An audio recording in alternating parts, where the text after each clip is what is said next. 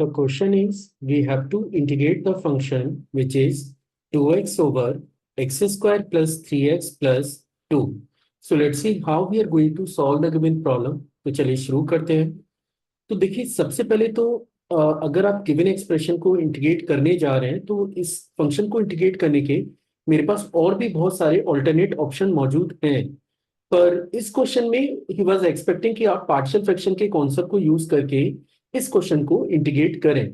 तो चलिए मैं सबसे पहले इस एक्सप्रेशन को पार्शियली दो फ्रैक्शंस में डिवाइड करने जा रहा हूं।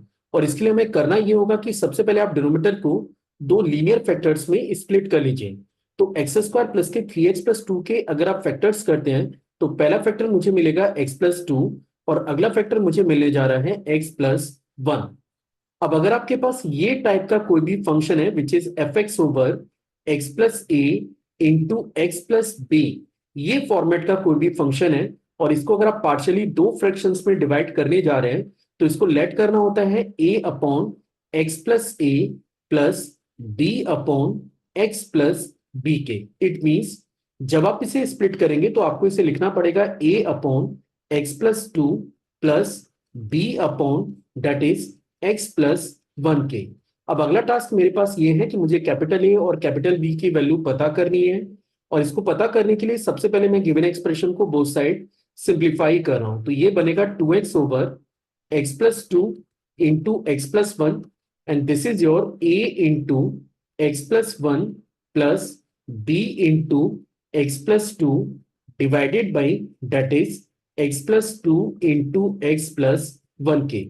अब अगर हम लोग इसको और फर्दर सिंप्लीफाई करें तो ये बनता है 2x over it is x plus 2 into x plus 1 and this is your, in fact मुझे अब शायद केवल न्यूमेटर को कंपेयर ही कर लेना चाहिए, अननेसेसरी एक स्टेप इंक्रीज करने का कोई बेनिफिट नहीं है।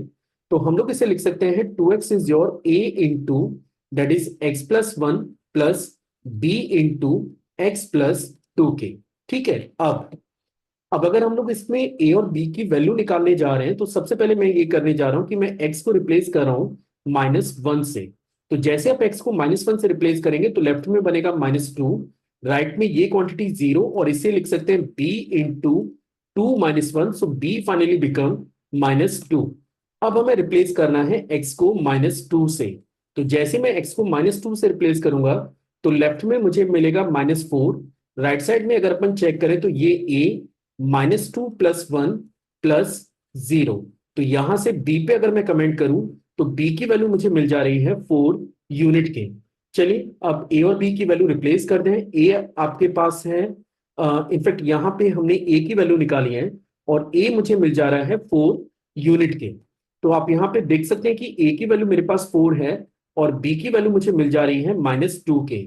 अगर ये दोनों डाटा मैं एक्सप्रेशन में यूज करूं तो मुझे मिलता है that is 2x over x plus 2 into x plus 1।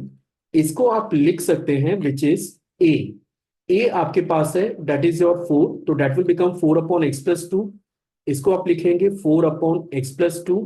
इसके बाद बी पे अगर मैं कमेंट करूं तो बी अपॉन एक्स प्लस 1 है और बी की वैल्यू आपने निकाली है, यहाँ पे बी की वैल्यू आपने निकाली है -2, तो -2 ओवर एक्स प्लस 1 के।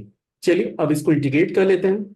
तो जैसे आप इस फंक्शन को बोथ साइड इंटीग्रेट करेंगे तो अब आप इसको दो पार्ट में स्प्लिट कर सकते हैं। पहला पार्ट बनेगा 4 integral dx over x plus 2, second part बनेगा -2 integral dx over x plus 1 plus constant.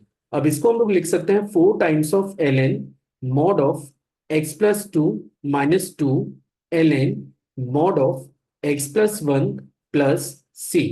And this is the answer for the given problem.